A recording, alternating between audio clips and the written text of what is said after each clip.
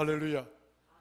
오늘 본문 말씀을 중심으로 해서 여러분 주보에는 에베소 교회가 원했던 세 가지 충만함이라 되어 있는데 제목이 길어서 조금 줄인다고 그랬습니다. 좀 더 제목을 구체적으로 말씀을 드리자면 바울이 에베소 교회에게 원했던 세 가지의 충만함, 이렇게 제목을 좀 구체적으로 말씀을 드릴 수가 있습니다. 그러니까 에베소 교회가 정말 가지기를 원했던, 또 에베소 교회에게 정말 있어야 했던 그 세 가지의 충만함, 그것을 위해서 바울이 얼마나 간절했고 또 바울이 얼마나 절절하게 기도했는가 하는 그런 내용이 오늘 본문이 담고 있는 핵심적인 내용입니다. 사실 에베소서에 등장하는 이 바울의 간절함과 또 바울의 이 절절한 기도이기는 하지만 따지고 보면 바울 사도가 그의 사역함에 있어서 초대교회 그리고 교회에 몸담은 온 성도들이 늘 가지기를 원했던 그 충만함의 모습, 그 내용이다라고 말씀을 드릴 수가 있습니다.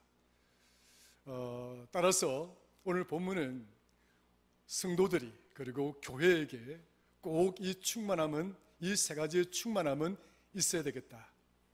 그래서 바울은 이 충만함을 위해서 교회를 위해서 간절하게 그리고 절절하게 기도를 하면서 그 마음을 이렇게 편지로 에베소 교회에 전하고 있는 것입니다.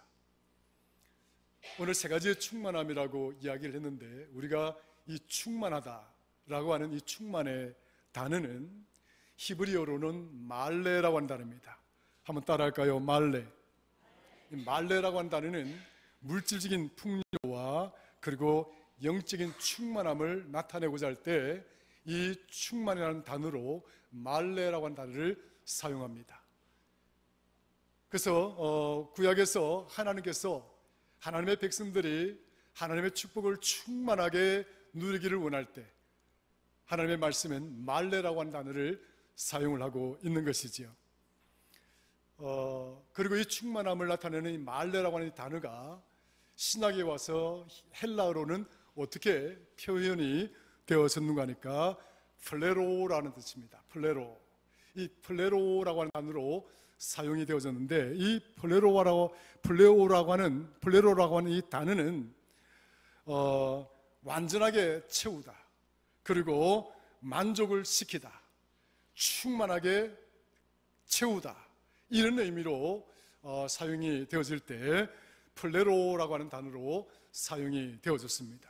그러니까 히브리어 말레와 헬라어 플레로라고 하는 이 단어는 같은 맥락에서 사용이 되어졌던 충만함을 나타내는 단어라고 볼 수가 있는 것이죠. 그런데 사실 이 충만함이라고 하는 이 단어는 하나님께서 정말 쓰시기를 원하고 하나님께서 최초로 사용했던 그 축복의 단어에 해당이 됩니다. 하나님께서 천지 만물을 지으시고 하나님이 그리고 아담과 이브를 창조하신 이후에 그들에게 복을 주시며 그들에게 이르시되 생육하고 번성하여 땅에 충만하라, 이런 말씀을 하십니다. 창세기 1장 28절에 나오는데 바로 하나님이 만드시고 하나님이 지으신 이 세상을 다스리고 또 이 만물들을 지배하고 또 그 모든 만물들을 통치하는 권한과 권능과 그 특권을 베풀어 주신 그 또 특권을 받았던 아담과 이브에게 하나님께서 주신 그 축복의 말씀들 가운데 드러난 그 축복의 단어가 바로 충만이었다. 한번 따라 하십시다. 충만.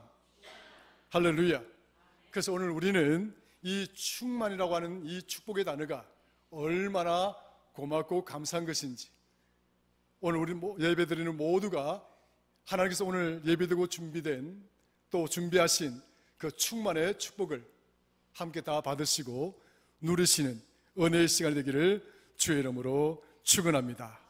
그 충만함이라고 하는 것은 하나님께서 천지 만물을 창조하신 이후에 우리 인간에게 베푸신 그 축복들 중에 가장 먼저 사용되어진 단어였다라고 말씀을 드릴 수가 있는 것이죠. 그런데 오늘 본문에 보면 바울 사도는 교회가, 에베소 교회가 정말 이 충만함의 은혜를 받고 또 하나님이 주시는 이 충만함의 축복을 받기를 너무너무 원했던 것 같아요. 너무 간절했던 것 같습니다. 그래서 오늘 본문 말씀을 보면 바울은 이렇게 기도를 시작합니다. 이름으로 내가 하늘과 땅에 있는 각 족속에게 이름을 주신 아버지 앞에 무릎을 꿇고 비노니 그의 영광의 풍성함을 따라 그의 성령으로 말미암아 너희 속사람을 능력으로 강건하게 하시오며 믿음으로 말미암아 그리스도께서 너희 마음에 계시게 하시옵고 너희가 사랑 가운데서 뿌리가 박히고 터가 굳어져서 하나님의 모든 충만하신 것으로 너희에게 충만하게 하시기를 구한다, 이렇게 기도를 하고 있습니다. 그래서 바울이 에베소 교회, 더 나아가서는 오늘날 우리 교회에게 바라기를 원했던 그 충만함은 세 가지의 관점에서 오늘 본문은 우리에게 그 의미를 이야기해 주고 있는 것인데, 첫 번째는 성령의 충만함입니다. 한번 따라 하십시다. 성령의 충만함. 16절에 보면 그 영광의 풍성함을 따라 그의 성령으로 말미암아 너희 속사람을 능력으로 강건하게 하옵시며 라고 기도하고 있습니다. 성령으로 말미암아 너희 속사람을 능력으로 강건하게 하신다. 다시 말하면 성령의 충만함으로 우리를 강하게 하시기를 원한다라고 하는 기도를 하고 있는 것입니다. 바라기는 우리 모든 성도들이 성령의 충만함을 통해서 정말 여러분 스스로가 범사가 잘 되고 영육간에 강건하고 능력이 충만한 그런 성도들이 다 되시기를 주의 이름으로 축원합니다. 성령의 능력이다 라고 이야기를 했을 때 이 성령이 왜 우리에게 능력이 되는가? 그것은 하나님께서 또 주님께서 이 성령은 능력이라고 말씀을 하셨기 때문에 그렇습니다. 따라서 성령은 성도의 능력이고 교회의 능력이 되는 것입니다. 역으로 말을 하자면 성도에게 성령이 없거나 교회에 성령이 없게 되면 성도는 능력이 없는 자가 되고 교회 또한 능력이 없는 교회가 되어지는 것입니다. 그러므로 오늘 저와 여러분들이 능력 있는 자가 되기를 원한다면, 그리고 정말 우리 교회가 능력 있는 교회가 되기를 원한다면 성령의 충만함의 역사가 있어야 될 줄로 믿으시기를 축원합니다. 그래서 오늘 바울이 초대교회에게 바랬던 것, 그리고 그 초대교회 성도들에게 바랬던 그 첫 번째 충만함의 모습은 성령의 충만함이었다. 그래서 이 성령의 충만함이 있어야 능력 있는 성도가 되고, 성령의 충만함이 있어야 교회에 능력 있는 교회가 되어질 수 있음을 이야기를 하고 있는 것입니다. 우리 주님께서는 성도의 능력과 교회의 능력을 이야기하기 위해서 우리 주님께서는 성천하시기 전에 성령에 대하여 이야기를 하십니다. 그리고 우리 주님께서 성천하시기 전에 제자들에게 땅끝까지 하나님 말씀을 전하기를 또한 원하셨습니다. 땅끝까지 복음을 전하고, 그리고 성도로서의 능력을 가지고 승리하는 삶을 살아가는 데 있어서는 하나님이 주시는 능력을 공급받아야 된다. 그 능력을 공급받지 않고서는 성도가 성도로서의 삶을 살아갈 수 없고, 교회가 교회로서의 그 능력을 발휘할 수가 없다고 하는 사실을 우리 주님께서는 이미 말씀해 주셨습니다. 마태복음 28장에 보면 하늘과 땅의 모든 권세를 내게 주셨으니 그러므로 너희는 가서 모든 민족을 제자로 삼아 아버지와 아들과 성령의 이름으로 세례를 베풀고 내가 분부한 모든 것을 가르쳐 지키게 하라, 이렇게 말씀을 하셨습니다. 주님께서 우리 곁을 떠나실 때에 하신 말씀, 유언과 같은 말씀이죠. 하늘과 땅의 모든 권세를 우리 주님께 주셨다. 권세를 주셨다. 이 권세를 가지고 너희는 내 이름으로 모든 민족을 제자로 삼고 저들을 가르치고 땅끝까지 복음을 전하는 증인이 되어라고 말씀을 해주고 있는 것입니다. 주님이 가진 권세, 그 권세를 가지고 주님의 이름으로, 주님의 그 권세로 우리는 땅끝까지 복음을 전하는 능력 있는 성도가 되어라고 주님을 말씀을 하셨습니다. 여기서 사용되어진 주님이 가진 그 권세는 엑수시아, 하나님께서 우리 예수님께 부여한 능력, 그 능력을 인정하는 겁니다. 공인해주는 그 능력을 일컬어서 엑수시아라고 이야기를 하는 것입니다. 그러니까 주님에게도 하나님과 같은 동일한 권능을, 능력을 가지고 있다. 그것을 공인해주는 그 의미로 사용할 때 우리는 헬라어로 엑수시아라고 하는 단어를 사용합니다.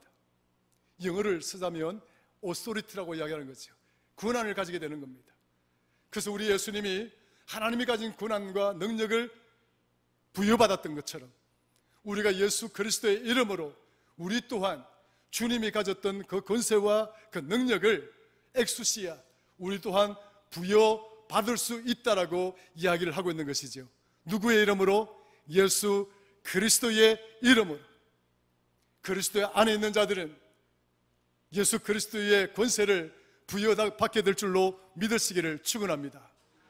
하나님께서 우리에게 이 권력을, 이 능력을 주시고 너는 예수 그리스도의 이름으로 공인된 성도, 너는 예수 그리스도의 이름으로 공인된 교회이니까 내가 이 권세를, 이 능력을 너에게 공급하고 그것 또한 사용할 수 있도록 인정한다라고 하는 그 단어가 엑수시아인 거예요.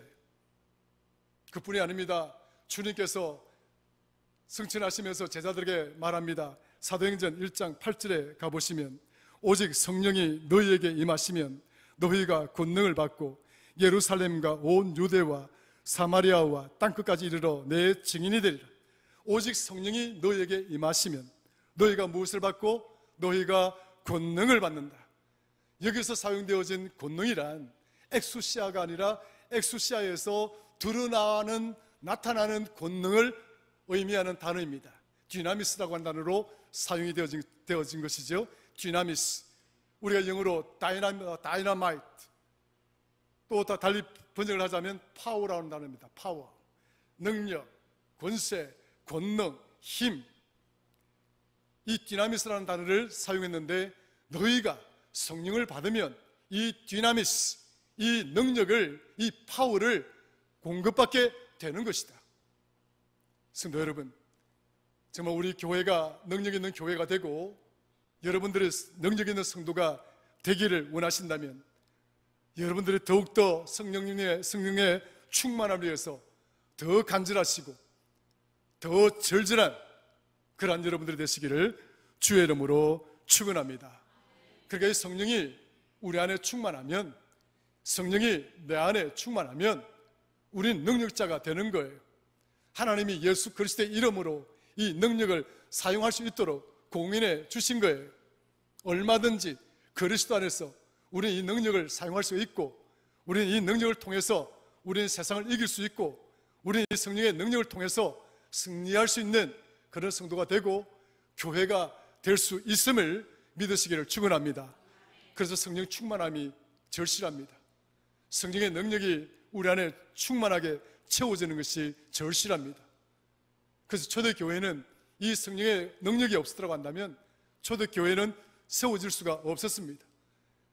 초대교회가, 그리고 초대교회 성도들이 저들이 정말 목숨을 바쳐서 복음을 전하고, 그리고 오늘 지금까지 그 긴 역사 속에서 이렇게 엄청난 교회가 세워지고 복음이 온 세상에 전파되어지고 오늘 저와 여러분들이 이곳에 있을 수 있게 된 그 이유와 그 근거도 바로 성령의 능력의 충만함으로부터 시작이 되어졌다는 사실을 우리는 꼭 기억을 해야 되는 것입니다. 초대교회가 왜 그렇게 번성하고 초대교회가 왜 부흥했느냐? 다름이 아니라 초대교회는 성령의 충만함을 가진 교회였고 초대교회에 속했던 성도들 또한 성령의 충만함을 가졌던 성도였기 때문에 초대교회는 부흥하지 않을 수가 없었습니다. 초대교회는 정말 성장하지 않을 수가 없었습니다.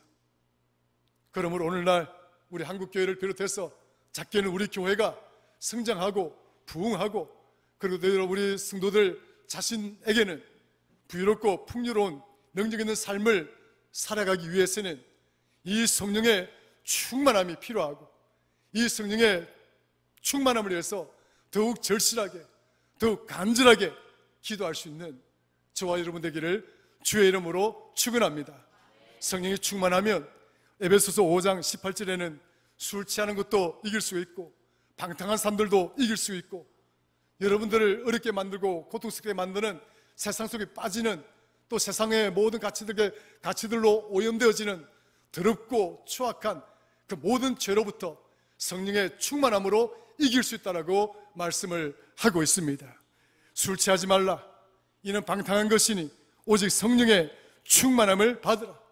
성령의 충만함을 받으면 이렇게 세상을 이길 수가 있는 것입니다.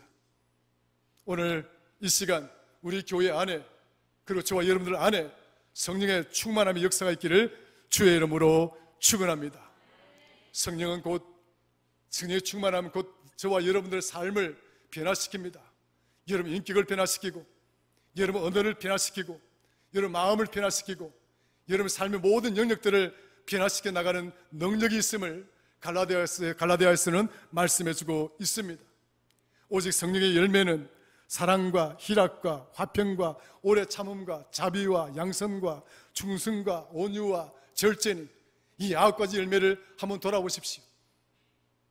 이 거울 앞에 서게 되면 이 거울 하나하나를 체크하면서 점검하면서 그것들을 가지고, 그 무기를 가지고 살아간다면 여러분의 인격이 왜 바뀌지 않겠습니까? 여러분 주변의 상황들이 왜 바뀌지 않겠습니까? 여러분 언어가 왜 바뀌지 않겠습니까? 여러분 생각과 여러분 마음이 왜 바뀌지 않겠습니까?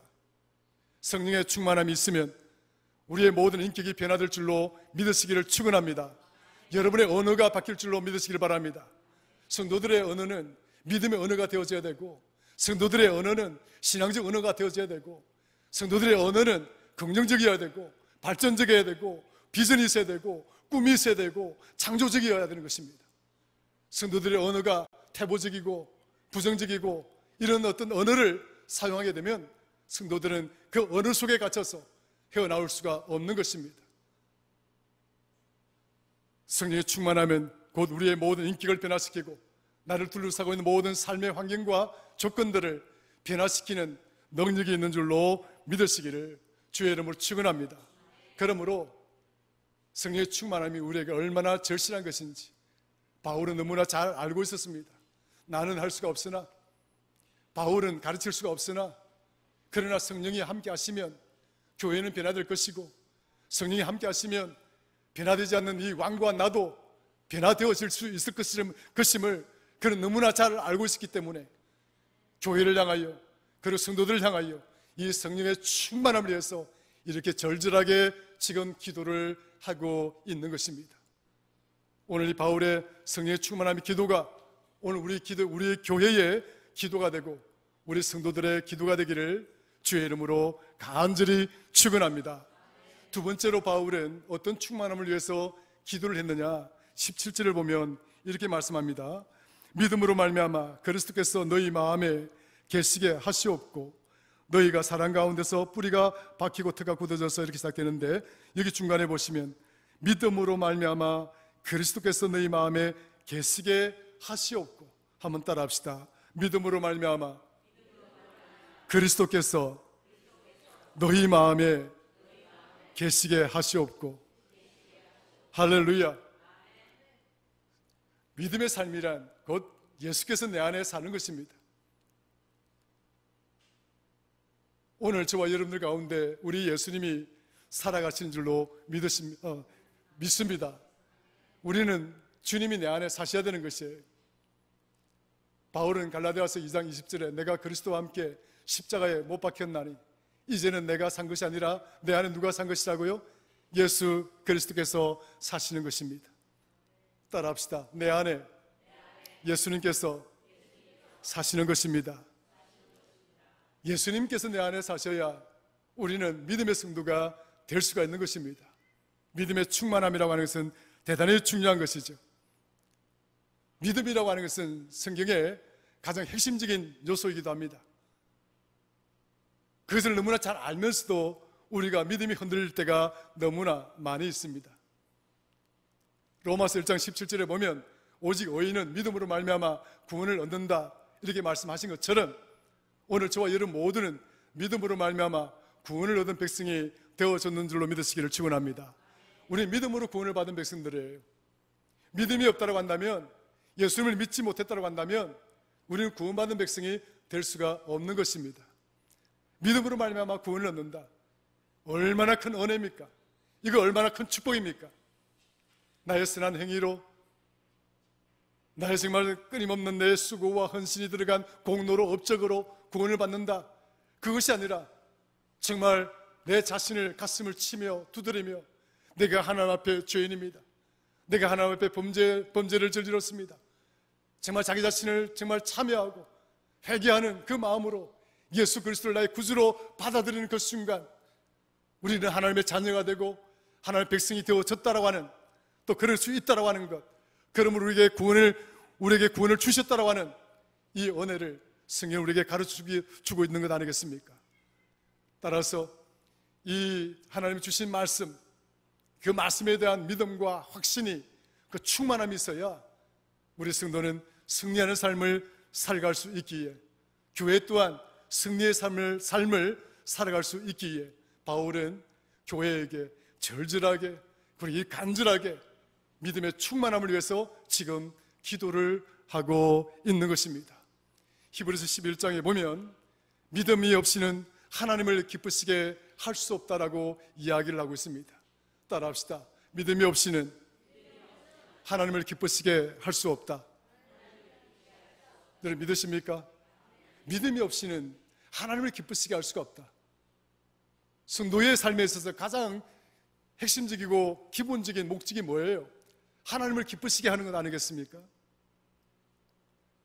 세상 사람들이 자기 윗사람을 기쁘시게 하기 위해서 얼마나 많은 아부와 그런 막 이렇게 선물도 하고 온갖 최선을 다하고 눈치를 보고 그렇게 삽니까? 성도들은 적어도 하나님 눈치를 볼 수 있는 자가 되어야 되는 거예요. 내 때문에 하나님이 기쁘신가? 내가 지금 하나님이 기쁘시게 하고 계시는가? 그런 정도는 기본적으로 살피면서 살아가야 되는 것이 성도의 기본적인 삶의 모습 아니겠습니까? 하나님이 슬프든지 말든지, 하나님이 고통스럽든지 말든지 그게 나랑 무슨 상관이야? 그렇게 생각하고 산다면 나를 이끌어서 내가 어찌 성도라고 말할 수 있겠냐고요. 그런 교회가 어떻게 교회라고 말할 수가 있겠습니까? 하나님의 기쁨이 되지 못하는 교회, 하나님의 기쁨이 되지 못하는 성도들, 어떻게 하나님의 축복을 누릴 수가 있겠습니까? 바라기는 우리 교회가, 우리 성도가 믿음이 충만한 교회가 되기를 주의 이름으로 축원합니다. 그래서 히브리서 11장 6절에 보면 믿음이 없이는 기쁘시게 못하나니 하나님께 나아가는 자는 반드시 그가 계신 곳과 또한 그가 자기를 찾는 자들에게 상 주시는 이심을 믿어야 할지니라. 할렐루야. 믿음의 충만함은 하나님을 기쁘시게 할 뿐만 아니라 하나님께서 상을 주신다는 거예요. 오늘 우리 모두는 하나님의 상을 받으시고 또 그 상을 누리시는 성도 교회가 되기를 주의 이름으로 축원합니다. 믿음의 충만함으로 하나님의 상을 누리십시다. 믿음의 충만함으로 하나님의 축복을 누리는 교회가 되어졌으면 좋겠습니다. 여러분들의 삶도 되고, 여러분 가정도 그렇게 되고, 여러분 자녀들도 그렇게 되어질 수 있기를 주의 이름으로 축원합니다. 마태복음 8장에 보면 백부장의 하인이 중풍병에 걸려서 백부장이 안절부절 이 자신의 하인을 위해서 어떻게 할까? 그러다 주님을 만나게 됩니다. 근데 주님을 만나서 자신의 하인을 위해서 간절히 주님께 구하죠. 도와달라고 구합니다. 그때 우리 주님께서 이 백부장을 보시고 하신 말씀이 있습니다. 무엇이라고 말씀을 했는가 하니까 이렇게 말씀합니다. 내가 이스라엘 중에서 아무에게도 이만한 믿음을 보지 못하였노라. 내가 이스라엘 사람들 중에서 이 백부장만큼이나 믿음을 가진 자를 내가 보지 못했다. 믿음이 백부장의 이 중풍병 걸린 환자를 깨끗하게 온전하게 낫게 하였는 줄로 믿으시길 바랍니다. 뿐만 아닙니다. 이어서 마태복음 9장입니다. 이어져서 12년 동안 혈루증으로 고통당하고 있던 한 여인이 우리 주님의 옷자락을 잡고 그 치유함을 넣습니다. 그때 이 여인을 향해서 우리 주님께서 하신 말씀이 있습니다. 따라 내 믿음이 너를 구원하였노라. 따라합시다. 따라 내 믿음이 너를 구원하였노라. 할렐루야. 믿음이 너를 구원하였다. 하나만 더 들면 마가복음 10장입니다. 바디메오라고 하는 맹인이 나옵니다. 그가 주님을 만났습니다. 주님께서 그 맹인을 치료하시면서 그리고 이 바디메오에게 하신 말씀이 있습니다. 가라, 내 믿음이 너를 구원하였노라. 다른 것이 아닙니다. 너의 믿음이 너를 구원하였다. 너의 믿음이 너의 질병을 낫게 하였다. 너의 믿음이 너의 문제를 풀어주셨다. 너의 믿음이 너의 기도와 간구와 간청들을 응답받게 하였다. 그런 의미 아니겠습니까? 정말 하나님의 축복을 바라고 하나님의 은혜를 바라고 여러분 삶이 그런 은혜 가운데 축복 가운데 간절히 살아가기를 원하신다면 더욱 견고한 믿음으로, 믿음의 충만함으로 그 축복을 누리시는 복된 성도가 되기를 주의 이름으로 축원합니다. 그래서 바울은 교회와 성도가 정말 성령의 충만함이 이어서 두 번째로 충만함은 믿음이 충만해야 된다. 그리고 나아가서는 마지막입니다. 바울이 에베소 교회뿐만 아니라 초대교회, 그 오늘날 우리 교회 성도들에게 정말 충만하기를 원했던 세 번째는 다름이 아니라 사랑의 충만함입니다. 따라하십시다. 사랑의 충만함. 17절 18절에 보면 너희가 사랑 가운데 뿌리가 박히고 터가 굳어졌어. 사랑 가운데 뿌리를 내리고 그리고 그 터가 굳어졌어 라고 이야기합니다. 그래서 충만함을 누리기를 바랍니다. 사랑의 충만함을 가진 교회, 사랑의 충만함을 가진 성도, 그 성도가 하나님의 기쁨이 될 것이고 하나님의 축복을 누리는 성도가 되어질 것임을 말하고 있습니다. 사랑하는 성도 여러분, 하나님의 본질을 다른 의미로 이야기를 하자면 가장 하나님을 잘 설명하는 성경에서 말씀해주고 있는 그 말씀은 요한일서 4장에 나오는 말씀이죠. 8절과 14절. God is love. 하나님은 사랑이시라. 한번 따라합시다. 하나님은 사랑이시라. 할렐루야. 우리 하나님을 무엇으로 설명할까? 우리 하나님을 어떻게 나타낼까?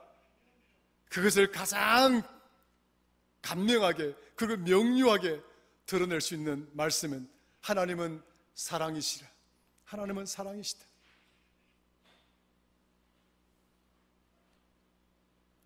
여러분, 하나님의 사랑이 어떤 것일까요? 설명을 하자면 얼마나 길겠습니까? 하나님의 사랑에 대해서 설교를 하자면 1년 365일이 부족할 것이고 10년을 한들 다 설명할 수가 있겠습니까? 그런데 하나님의 사랑의 그 핵심적인 모습은 하나님은 버려주셨다는 거예요.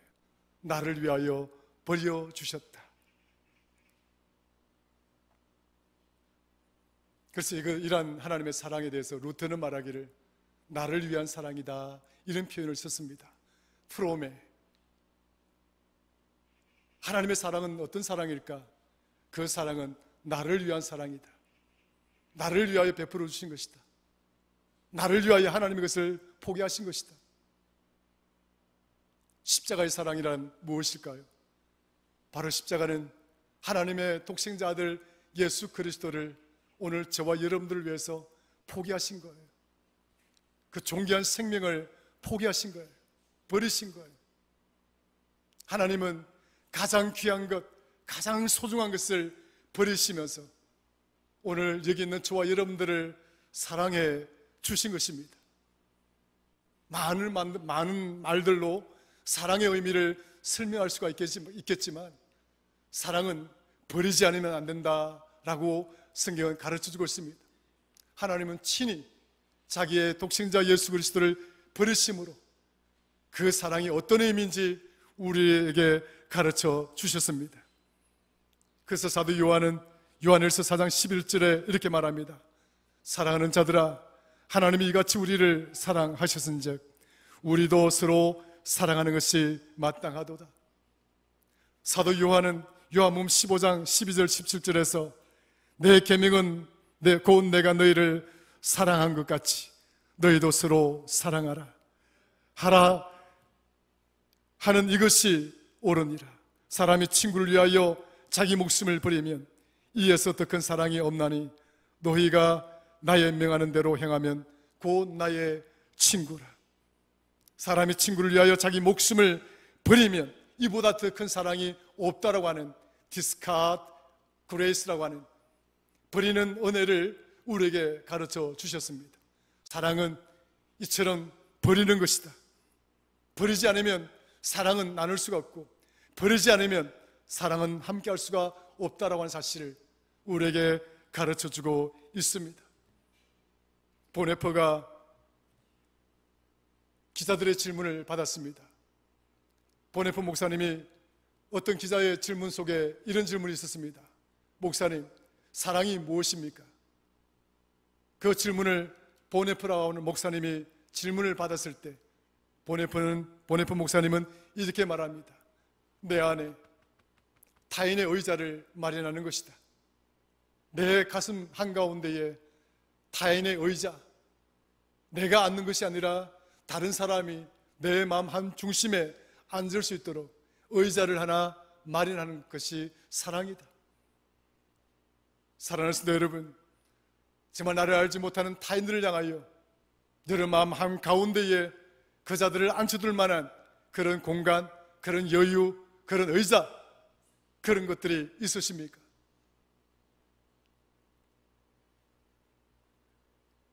이 설교를 하고 있는 김 목사도 이 사랑이라고 하는 이 가치 앞에 서게 되면 늘 부끄럽고 죄송할 뿐입니다. 바울은 고백합니다. 로마서 1장 14절에 보면 그가 예수 그리스도를 만나고 난 다음에 그가 살아왔던 모든 인생을 정말 참회합니다. 내가 거짓된 가치에 속았고 잘못된 길을 쫓아서 살아왔고 그것을 위해서 내 인생을 모두 내어 던졌던 자신의 인생에 대해서 참회를 하고 예수 그리스도를 온전히 주님으로 영접하여 그가 회심하는 그런 경험을 하게 됩니다. 그 주님을 만나서 본인이 바울이 깨달았던 것 중에 하나가 뭐냐면 하나님의 사랑이 너무 크구나, 하나님의 사랑이 너무 크시구나. 그래서 로마서 그가 1장 14절에 고백하기를 나는 헬라인이나 야만인에게나 그리고 지혜 있는 자나 어리석은 자나 모든 자들에게 내가 빚을 진 자다. 내가 빚을 진 자다. 그 의미를 로마서 13장 8절에 피차 사랑의 빚 외에는 아무에게도 빚을 지지 말라라고 하는 표현으로 그가 사랑의 빚진 자의 삶을 살아왔던 자신을 이야기하고 있습니다. 오늘 저와 여러분들은 정말 사랑의 빚진 자인 줄로 믿습니다. 교회가 얼마나 사랑의 빚진 자들입니까? 오늘 저와 여러분들 얼마나 사랑의 빚진 자들입니까? 그 빚을 진 마음, 그것을 극복하고 또 그 빚진 자의 마음을 사랑할 수 있도록 하는 그것이 곧 우리 안에 예수 그리스도의 사랑이 충만하게 자리 잡아야 되는 것입니다. 교회 안에 하나님 우리에게 보여주신 그 사랑의 충만함이 우리 교회 안에 자리 잡아야 되는 것입니다. 저는 이제 말씀을 정리하고자 합니다. 바울은 교회가 정말 가지기를 원했던 세 가지의 충만함, 그리고 교회 공동체를 구성하고 있는 성도들이 가져야만 했던 세 가지의 충만함. 첫 번째는 성령의 충만함이요, 두 번째는 믿음의 충만함이요, 세 번째는 사랑의 충만함이다 하는 사실을 그는 가슴에 품고 늘 절절하게 간절하게 교회를 위해서 성도들을 위해서 기도해 왔던 말씀이 오늘 본문이었습니다. 오늘 본문 말씀을 통해서 우리 교회가, 그리고 저와 여러분 모두가 성령의 충만함, 믿음의 충만함, 사랑의 충만함의 그런 교회가 되고 성도가 되길 주의 이름으로 축원합니다. 하나님 아버지 고맙고 감사합니다. 오늘 우리들에게 귀한 말씀을 통해서 깨달음을 주신 것 감사합니다. 성령의 충만함의 교회가 되게 하시고, 믿음의 충만함의 교회가 되게 하시고, 사랑의 충만함의 교회가 되게 하여 주옵소서. 예수님의 이름으로 기도드리옵나이다. 아멘.